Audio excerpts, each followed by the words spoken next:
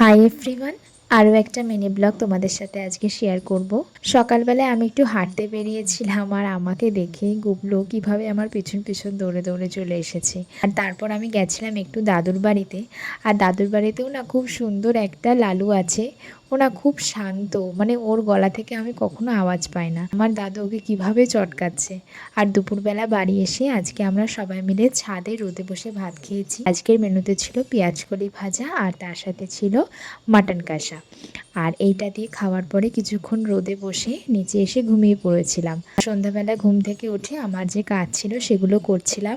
মা আবার সন্ধ্যাবেলা বানিয়ে দিয়েছিল আজকে একটু স্যুপ, সেটা খেয়ে চলে গেছিলাম সামনের দিদিদের বাড়ি। দিদিরা চলে আসলে আমার কাজকর্ম শেষ হয়ে গেলে আমি ওখানে চলে যাই। ওখানে গিয়ে সন্ধ্যাটা কাটাই খুব সুন্দর, সবাই মিলে একসাথে গল্প করি, গান করি, নাচও করি আর তার সাথে খাওয়া দাওয়া অনেক মজা করি আমরা একসাথে।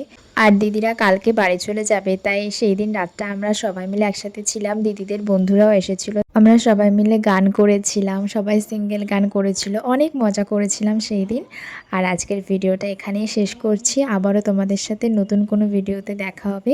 তোমাদের যদি আমার ভিডিও ভালো লাগে একটা লাইক করে দিও। Thank you.